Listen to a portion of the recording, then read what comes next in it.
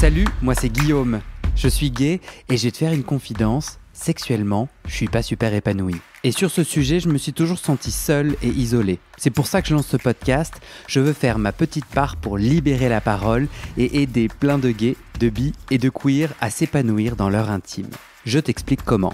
Le dimanche, je publie un épisode témoignage. Un homme gay, bi ou queer, pas hétéro quoi, vient chez moi me raconter sa sexualité et comment il tente de s'épanouir. Le mercredi, c'est Hotline spécial sexe. Avec un médecin gay, on te partage des conseils simples et testés par nous-mêmes pour s'épanouir sexuellement en restant en bonne santé. Alors je fais ce podcast solo et tes retours d'auditeurs me sont vraiment précieux. Je te mets mon email et mes réseaux sociaux dans le descriptif de cet épisode. Tu peux m'envoyer un message même si toi et moi, on sait que tu vas y aller surtout pour voir ma tête. Ah, une dernière chose, je tente de vivre de mes podcasts. Pour le moment, je reçois en moyenne 200 € de dons par mois. C'est très chouette, mais on est loin du compte. Alors si tu peux, fais un don. Je te mets le lien dans le descriptif de cet épisode. Ou si tu es un potentiel sponsor, contacte-moi. Et sinon, ça m'aiderait vraiment si tu mettais 5 étoiles sur ta plateforme d'écoute. C'est comme ça que les algorithmes proposent mon podcast à plus de gens, m'aidant à trouver les prochains témoignages. Allez, place à l'épisode. Bonne écoute. Aujourd'hui, là, tu dirais de 0 à 100, cette cette échelle que j'ai créée. Non mais si tu es à l'aise d'essayer de chercher un chiffre qui correspond à l'endroit de ton épanouissement sexuel, tu dirais que t'en es où là aujourd'hui ? On est en mars. Je pense que je dirais 51%. Ouais. Tu veux même t'offrir une virgule ? Ouais. Non, 51. Ouais, 51 parce que 50, ça fait un peu le mec qui sait pas trop où il en est, tu vois, le cul entre deux chaises. Mais je suis quand même plus du bon côté que du mauvais. Okay. C'est ça que j'ai envie de dire, en fait. Ouais. Parce que, honnêtement, si on parle d'avant mon couple, je te radiais 90-95%. Parce que je me sentais bien, je me posais pas de questions. Mon couple s'est descendu et je peux honnêtement dire qu'on était en dessous de la barre des 50%, ça c'est sûr. Donc là, tu vois, j'ai repris confiance en moi, j'ai fait des plans nuls, j'ai fait des plans stylés, j'ai fait des plans où j'ai testé des trucs que j'ai envie de tester. Enfin, c'était même pas des plans, mais tu vois, par exemple, j'ai toujours eu envie de faire... mes potes m'avaient parlé d'un masseur, tu sais, les masseurs un peu... alors, ils appellent ça tantra, tout ça. Moi, je sais pas si c'est vraiment le terme, mais tu sais, où le massé est nu, le masseur est nu. Tu as une expérience un peu comme ça, où tu redécouvres des sensations et tout, et sans rien attendre. Après, souvent, il se passe des petits trucs, donc voilà. Et en fait, j'ai fait ça. Et honnêtement, merci à ceux qui m'ont accueilli pour me faire des massages parce que ça m'a vraiment fait du bien. Ok. Dans le réapprentissage de ton rapport au corps. Et tu vois, si demain quelqu'un écoute et est dans cette situation et cherche peut-être un petit coup de pouce sur un. C'est quand même. Enfin, c'est des gens qui sont là pour se faire du bien par définition. Et je parle même pas forcément de sexe, mais tu vois, le sexe, c'est aussi ça, c'est le rapport au toucher. Et je me suis rendu compte quand on me caressait à certains endroits, ça me faisait ressentir des trucs que je ressentais pas avant, enfin, tu vois. Et en fait, vraiment, je trouve ça, ça m'a vraiment beaucoup aidé. Et finalement, c'est ce que j'ai fait en premier, en fait, avant de refaire des plans un peu plus classiques. Ok. Et je pense que ça m'a beaucoup aidé. Ok. Tu disais, maintenant, je dis ce dont j'ai envie. T'as envie de quoi ? Qu'est-ce que tu exprimes ? Alors après, quand je disais ça, c'est en mode, sur le moment, quand j'ai envie de quelque chose, genre j'ai envie de me faire sucer, je le dis, tu vois. Quand j'ai pas envie de sucer, je le dis aussi. Avant, tu vois, on me suce, je me dis, bon, allez, on rend l'appareil, tu vois. Okay. Maintenant, c'est pas automatique. Avant, ça l'était un peu plus. J'étais un peu plus poli avant. Maintenant, je suis un peu plus... Mais voilà, après, je pense que... En fait, je me rends compte que c'est tout autant sexy un mec qui sait ce qu'il veut et qui sait ce qu'il veut pas. Et c'est un peu ce qu'on m'a dit, d'ailleurs... en parlant voilà, au fur et à mesure. Je dis pas que j'ai débriefé avec certains, mais tu vois, parfois on s'envoie des petits textos, des trucs comme ça. Ouais. Et en fait, bah voilà, moi, il y a des gens qui m'ont dit, en fait, c'est aussi bien de temps en temps d'avoir des mecs qui sont là pour dire ce qu'ils ont envie ou qui viennent que pour un truc en particulier. Voilà. Et en fait, j'essaye ça, je suis dans cette vibe où je dis les choses et ça se passe plutôt bien. J'ai pas encore atteint le seuil du plan super ou du moment super. Ce moment super, c'est les mêmes codes d'avant, c'est-à-dire on se regarde dans les yeux, il y a un moment puissant qui se passe. Ouais, ça, j'ai pas ressenti ça. Pourquoi, à ton avis ? Parce que je pense que j'ai besoin de plus comme connexion. Ça doit être plus qu'un plan. Ouais. Chez moi. Et c'est obligatoirement en couple qu'on peut avoir ce lien-là ? Non, je pense pas. Je pense que tu peux faire plusieurs fois du sexe avec une personne et ça peut arriver au fur et à mesure. Tu peux te lier d'amitié avec quelqu'un et un soir, y a du sexe qui se passe parce que ça se passe et ça peut te procurer un truc parce qu'on se comprend, parce qu'on a parlé de choses importantes. Voilà. Moi, j'aime bien prendre un café avant. J'aime bien parler avant parce que c'est ça qui crée l'espace. Moi, je te comprends complètement, je suis incapable de coucher directement. Je l'ai certainement déjà fait. Et bien sûr que j'en suis capable, mais en vrai, en fait, moi, si j'ai pas de toile sur lequel peindre, je fous un peu de la peinture partout, quoi. Je suis un peu genre... Et c'est vrai que, du coup, je regarde avec pas mal de gourmandise. Non, c'est pas le terme que je cherche, mais de curiosité, les gens qui, tu vois, parviennent à dire, moi, je t'attends à quatre pattes. Ouais. Et tu verras même pas mon visage, ou tu t'appelles comment, mais on s'en fout, t'as pas besoin de mon prénom. Et moi, je suis si, quand même. Ouais, moi, je pense que je suis plus comme toi que... Ouais. Ah, mais par contre, j'ai déjà eu des moments où c'était je laisse la porte ouverte, tu rentres sur la douche, tu fais ce que t'as à faire et tu t'en vas, quoi. Aujourd'hui, ça, récemment. Ouais, ça, je l'ai fait. Plus en tant que pénétré ou pénétrant? Alors, pour le coup, je suis pas du tout prêt à être pénétré, là. C'est un truc où... Déjà, avant, c'était compliqué. Là, je pense qu'on repart sur une base où j'ai vraiment besoin de prendre mon temps avec ça. Ouais. Donc, la personne qui vient faire son affaire, c'est quelle affaire? Elle peut juste se mettre sous la douche, me sucer et partir, quoi. Me faire jouir, partir. Ouais. On peut jouer à deux, et voilà. Mais je veux dire, parfois, je précise vraiment quelque chose du type, je suis sous la douche, tu viens, tu me suces et basta, quoi. T'as un truc pour la douche? J'ai une belle douche qui est très jolie. Je suis très fier de ma douche. Et on est à l'aise, l'eau est chaude. Et je sais pas, j'aime bien prendre une douche avec quelqu'un, moi. Mm-hmm. C'est vraiment, et en couple ou pas en couple, d'ailleurs. Mm-hmm. Donc, je sais pas, je trouve ça un moment... je sais pas, il n'y a pas d'artifice quand tu prends une douche, tu vois, t'es mouillé, t'es pas forcément beau, on s'en fout, t'as les cheveux d'une telle ou telle façon, voilà, je sais pas, t'es là, en plus souvent il y a de la lumière, donc c'est la vraie lumière de la salle de bain, tu vois, j'aime bien ce truc où on se ment pas, quoi, tu vois, je sais pas. Et je trouve qu'il y a un truc avec la douche chez moi. Je fais pas toujours comme ça, mais voilà. Comment, toi qui dis que souvent tu sais, ou tu sais comment faire, ou tu te mets des objectifs, est-ce que là déjà tu as des intuitions sur comment tu vas upgrader le 51 et aller vers plus quelque chose que tu veux? Alors je pense que dans un futur proche, je vais un petit peu me laisser aller peut-être à faire un peu plus de dates, ce genre de choses qui peuvent m'amener vers du sexe qui a cette symbolique que je recherche un peu plus et qui me permettra encore plus de faire augmenter ce pourcentage dans le sens où je serai plus à l'aise parce que la personne me connaîtra mieux. Et je pense que j'ai besoin de ça. Pour me lâcher, il faut que j'ai pas peur du ridicule et j'arrive à créer ça qu'avec quelqu'un qui me comprend ou qui est en train d'essayer de me comprendre. Ce qui est peut-être un peu paradoxal, tu peux te dire, le mec, tu le vois qu'une fois, finalement, lâche-toi, on s'en fout. Et au pire, il te juge, tu claques la porte et c'est fini. Mais en fait, je sais pas, justement, je pense qu'il y a toujours cette partie de moi aussi qui veut... peut-être toujours donner bonne impression quand la personne ne te connaît pas, t'essaies aussi de faire un peu, il y a un petit flirt quand même si c'est qu'un plan comme ça, tu vois, un petit truc où tu te vends un peu, quoi. Du coup, tirer vers des dates, sous-entendu l'objectif du couple, c'est ça? Ouais, je pense. Il y a un espace dans lequel tu te sens plus à l'aise. Est-ce que tu pourrais aussi faire comme moi des plans où en fait, moi je veux une intensité intellectuelle, mais pas de couple, pas forcément un couple? Ouais, moi je pense que, en fait, tu sais, moi quand je fais des dates, je me dis pas je fais un date parce que je vais me mettre en couple. Je me dis on verra bien ce qui se passe.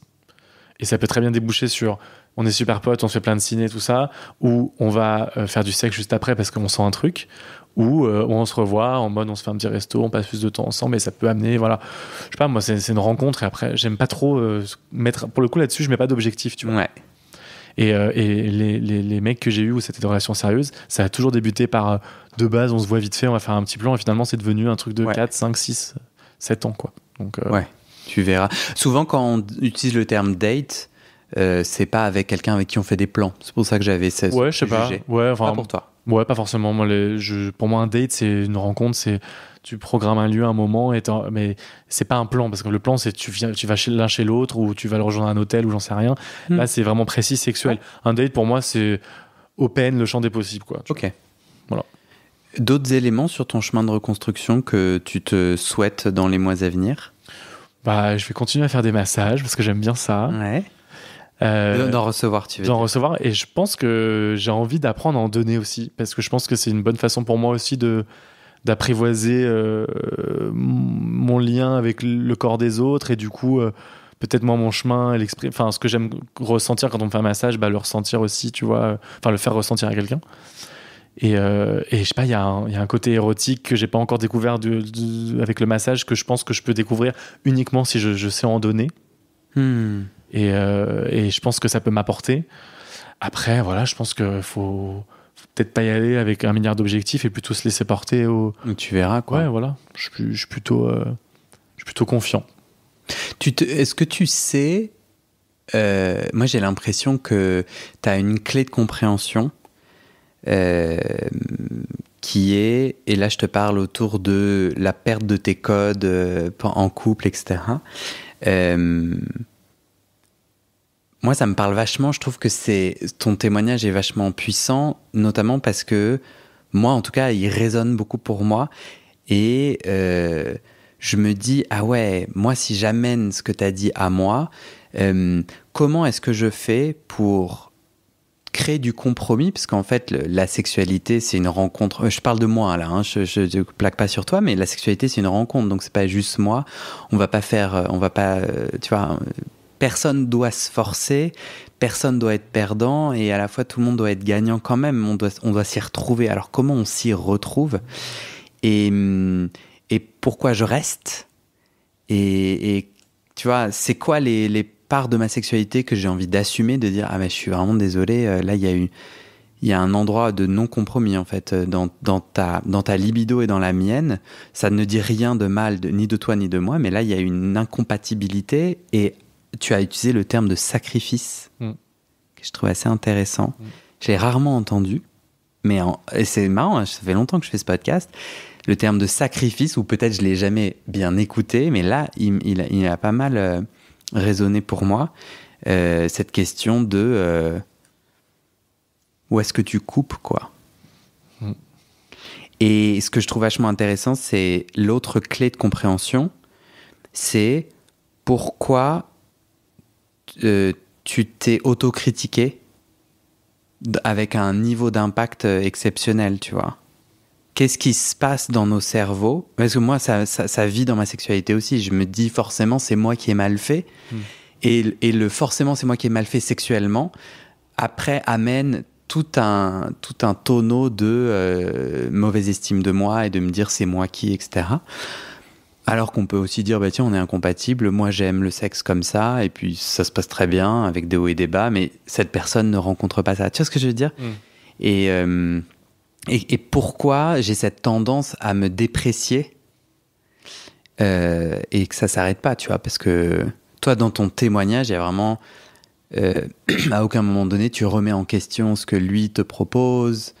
Tu vois ce que je veux dire? Je vois ce que tu c'est veux dire. toi où tu te dis c'est moi qui fais mal, c'est mon corps qui est pas assez, ou c'est moi qui fais mal, quoi. Et moi, ça, je trouve que ça s'entend dans beaucoup des témoignages de ce podcast. La question de l'estime de soi et de la capacité à s'aimer soi, en fait. Ah non, mais moi, je travaille sur ça. Maintenant, c'est ce que je me dis. C'est pour ça que je te dis j'essaie de faire rimer 2023 avec égoïsme. Ouais. Alors, un bon égoïsme, tu vois, mais j'essaie de me faire passer en avant. Ouais. Avant tout. Et je parle pas que niveau sexe, je parle pas que niveau relation. Tu vois, même la boulot, etc. Il va y avoir pas mal de changements pour moi et tout. Je me dis, bon voilà, tu vois, je pense qu'il faut retrouver cette dynamique où il faut savoir faire des compromis, on est d'accord, dans tout c'est comme ça, mais il y a des trucs quand même où il faut pas se louper, tu vois. Aujourd'hui, tu me demandes si j'ai une machine à remonter le temps et si je ferais les choses différemment. Oui, je les ferais différemment. Genre le sacrifice, c'est... Il y a des cas où tu peux le faire parce que c'est tu vois, une mère qui se sacrifie pour ses enfants, ce genre de choses et tout, mais là, on parle de sacrifier quand même un truc essentiel dans la vie. Je veux dire, pourquoi ton podcast il marche aussi bien? C'est parce que ça parle de sexe, parce que c'est un truc qui parle à tout le monde, parce que ça a une place importante dans tous les foyers, en fait, dans toutes les relations, et puis surtout, ça lie des personnes avec leur intime profond, quoi. Donc je me dis, tu peux pas sacrifier sur ce genre de truc. Pour moi, les sacrifices que je fais et les sacrifices que je t'ai entendu faire dans le témoignage, c'est perdant et gagnant. Et tu les as fait, et on les fait parce que tu avais une image de toi ou une image de ce que tu voulais atteindre qui valait le sacrifice. Et j'ai l'impression que dans ta perte de code, ce qui s'effrite, c'est cette idée de le sexe et le couple, c'est ça. Et en fait, ce qui s'est effrité, et là où tu combattais et tu voulais pas voir qu'en fait, c'est pas ça. Ouais. Tu vois ce que je veux dire ? Ouais, je vois ce que tu veux dire. Parce qu'en fait, je suis pas avec énormément de distance. Moi, sur mes défis sexuels ou sur ce que j'ai entendu des tiens, je dis, dans les deux cas, je dis, ah ouais, bah du coup, là, ça marche pas. Du coup, bah, quand ça marche pas, t'essaies d'en parler. Puis une fois que tu as essayé d'en parler, bah, tu t'en vas. Tu vois, c'est un peu cette simplicité. Bah, il y a les sentiments, il y a l'autre. Et donc, c'est pas genre, ça dure pas 2 jours. Non. Oui. Mais en gros, Guillaume, tu t'assumes. C'est quoi ton désir ? C'est quoi ton besoin ?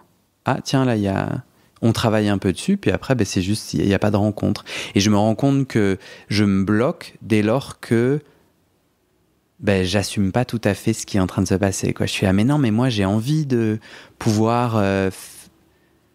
Je m'étais projeté dans un truc qui fonctionne, mais c'est censé marcher, enfin, je comprends pas. Donc, et je nie la réalité qui est, mais Guillaume, ça marche pas avec cette personne. Et je suis, mais non.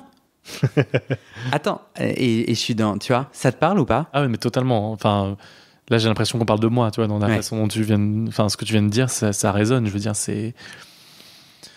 Et tu mets tellement. Enfin, moi, je suis une personne très passionnée, ce que je disais. Donc, tu mets tellement d'amour, de sentiments, d'efforts, d'argent, de temps, de tout ce que tu veux dans plein de projets, et encore plus quand on parle d'amour et de relations, que t'as pas envie de faire. Tu vois, c'est de faire marche arrière comme ça ou de dire stop. Ouais. C'est vraiment un constat d'échec. Et je pense, mais en fait, c'est pas grave. Je pense, faut juste qu'on arrive à se dire, constat d'échec, ok, mais. Bah voilà, ça sera différent la prochaine fois. Là, au moins, tu auras essayé. Moi, juste par contre, je pense que c'est important, et tu l'as dit, on communique, on essaie de voir, et après, on s'en va si ça va pas. Mais il y en a qui communiquent même pas, ils sont en direct. Moi, je pense que déjà, tu vois, on a la bonne volonté d'essayer de communiquer, d'arranger les choses. Mais après, on n'arrive pas à sortir de ces situations-là aussi facilement, parce que moi, je fais tellement tout à 100 à l'heure que c'est dur d'avouer aussi qu'on a peut-être misé sur le mauvais cheval, tu vois, ou que on n'a pas voulu voir certaines choses. C'est accepter un échec et aussi des défauts qu'on a, tu vois. Enfin... Ouais, moi c'est aussi parce que je pense que j'ai aussi une façon de... Je sais pas si tu connais l'énéagramme. Non. Bon, du coup, je suis pas assez éloquent pour t'expliquer ce que c'est. C'est une sorte d'outil de développement personnel. Okay. Et il y a des chiffres et tu as des sortes de catégories. J'aime pas trop les catégories, mais là, c'est un outil qui m'a vraiment aidé à comprendre quel type de personnalité j'étais et qui soulignait des éléments que j'ai aimés et qui a été un apprentissage pour moi. Je suis 3. Okay. L'énéagramme 3, c'est quelqu'un du paraître. C'est quelqu'un. Donc, il y a des forces et des faiblesses, et c'est pas des cases où, en gros, c'est pas l'horoscope, quoi. Okay. Et en fait, chaque profil a ses forces et ses faiblesses. Et moi, je me rends compte qu'il y a beaucoup de. Tu vois, je me fixe des objectifs et je suis dans l'ultra-performance. Et mon enjeu, je nie la réalité parce qu'elle va à l'encontre de ma performance que j'avais escompté. Donc Guillaume, il aura tant d'argent, il aura ce type de couple et il sera aimé ainsi. Et dès lors que ça va à l'encontre de ces préjugés que j'ai auto-créés et qui sont bons pour moi, enfin qui me mettent en valeur, je nie la réalité parce qu'en fait, je reconnais que du coup, je suis une petite crotte d'humain, quoi, et que du coup, c'est très bordel, c'est assez gras ou rond et pas carré, etc., quoi. Et ça, j'ai vachement découvert ça. Et aussi, dans ma façon d'être sexuelle ou romantique, j'ai toute une image. Moi, je suis très sensible à la norme, du coup. Il faut, je dois. J'ai un master dans le il faut, je dois, tu vois. Et c'est vrai qu'il y a des moments où ça marche pas. Et moi, je suis là, non, il faut, je dois. Alors tout ça, c'est inconscient, hein. Je suis pas complètement débile à me lever le matin en me disant, tiens, je vais vivre ma pire vie en m'écrasant de il faut, je dois, tu vois. Mais et c'est pour ça que j'adore ce podcast, c'est qu'en écoutant la diversité des témoignages, je me rends bien compte que les il faut, je dois, c'est la mort, c'est de la merde, que chaque chemin est dans une spécificité, une granularité, une nuance. Et que du coup, moi qui expérimente la sexualité au travers en 2023, les réseaux de rencontres, ces espèces de cases, actif, passif, domi, soumis, il y en a 4, 5. En fait, je découvre grâce à tous les témoignages toute la diversité, la complexité. Et du coup, ça m'invite à accueillir la mienne, de dire « Ah bon, vu qu'on est d'accord que c'est ultra complexe, que c'est mouvant, où est-ce que t'es toi ?» Si tu sors de la norme et si tu t'autorises à pas être cette perfection que tu exiges d'être. C'est beau. Tout un programme. Est-ce que tu as envie de finir avec quelque chose ? Est-ce que tu as une dernière bafouille, un truc Je pense que j'aurais envie de dire à ceux qui sont peut-être un peu perdus ou qui savent pas trop où ils en sont, que alors je dis pas que je suis la preuve vivante qu'on peut s'en sortir parce que je m'en suis pas encore sorti, mais tu vois, les 51%, c'est quand même déjà quelque chose. Et pourtant, il m'est arrivé des trucs pas fun. Mais en fait, je pense qu'il faut prendre de la hauteur, prendre son temps et savoir qu'on n'est pas tout seul et en discuter. Tu vois, vraiment. Toi, intimement, qu'est-ce que tu retiens de notre échange ? Là, si on débriefe 2 secondes, si tu sors un peu du jeu du témoignage, qu'est-ce que tu retiens ? Déjà, en fait, je me sens en quelque sorte un peu validé. Enfin, en tout cas, ce qui m'est arrivé et ce que je vis, ou même le côté perdu dans ma sexualité, ça rend ça réel, tu vois. Avant, tu te dis que t'es un peu seul dans ton coin, tu te dis qu'il y a pas forcément, t'as du mal à mettre des mots sur le truc, tu te dis, et c'est peut-être juste moi. Là, j'ai l'impression que déjà le fait que toi, t'as fait un parallèle entre ce que j'ai vécu, ce que toi tu vis, ton ultra performance, tout ça. Et en fait, je pense que c'est déjà ça résonne. Donc personnellement, égoïstement, vu que c'est un peu mon mot de l'année, en fait, ça me fait du bien. Faut dire la vérité. Et puis je vois ça comme vraiment une chance de partager. Enfin voilà, j'ai eu la chance de partager ce que j'ai vécu, et je pense que c'est pas donné à tout le monde, et ça rend les choses encore plus vraies pour moi. Ça va m'aider à guérir encore plus. Je te remercie. Moi, j'ai trouvé que c'était un témoignage super puissant pour moi. J'ai envie de te laisser sur un truc. Il y a une citation que je saurais pas bien redire, mais c'est soyez doux ou soyez gentil. Soyez doux avec les gens. Vous savez jamais ce qu'ils sont en train de traverser. Et c'est marrant parce que ça va aller plutôt dans le sens de tes démons. Mais t'incarnes quelqu'un. Tu sembles avoir une armure et tu as l'énergie que tu as quand tu parles, et ton corps que les gens ne voient pas mais que moi je vois, tu es plutôt grand et tout. En fait, j'aurais le préjugé que tout va bien pour lui, le mec est solide, c'est impuissant, etc. Et en fait, grâce à ton témoignage, que moi j'ai trouvé très puissant et qui a beaucoup résonné pour moi, ça me rappelle aussi de cette petite citation, quoi. Un peu cucu. Non, moi je valide. Merci Mathieu. Merci à toi.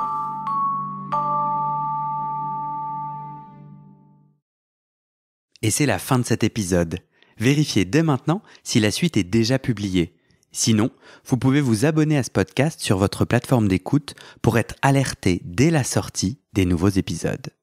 Et si vous aimez les témoignages intimes comme celui que vous venez d'écouter, j'ai 2 autres podcasts qui pourraient bien vous plaire. Je vous les présente. Histoire de devenir moi. Ça, c'est un podcast dans lequel des gens ordinaires me racontent un tournant déterminant pris dans leur vie. Ils racontent le déclic qui a tout changé et comment ils sont devenus un peu plus eux-mêmes. Ma dernière séance de psychanalyse. Ça, c'est un podcast dans lequel des gens me racontent leur dernière séance sur le divan et comment la psychanalyse les a aidés, ou pas. Et d'ailleurs, c'est avec ce podcast que j'ai gagné le prix du meilleur podcast de conversation en 2022. Alors pour écouter ces podcasts, vous pouvez tout simplement taper les titres dans la barre de recherche de votre plateforme d'écoute. Mais je vous mets aussi dans le descriptif de cet épisode les liens pour écouter ces podcasts et les liens de mes réseaux sociaux pour découvrir les coulisses de mon aventure de podcasteur, et aussi la page de dons pour soutenir mon travail et mes podcasts. En tout cas, n'hésitez pas à m'envoyer vos retours et vos réactions à guillaumefedepodcast@gmail.com ou sur mes réseaux sociaux. Ça me motive énormément de savoir que ces histoires naviguent et résonnent, ou pas d'ailleurs. Allez, merci pour votre écoute et à très bientôt dans vos oreilles.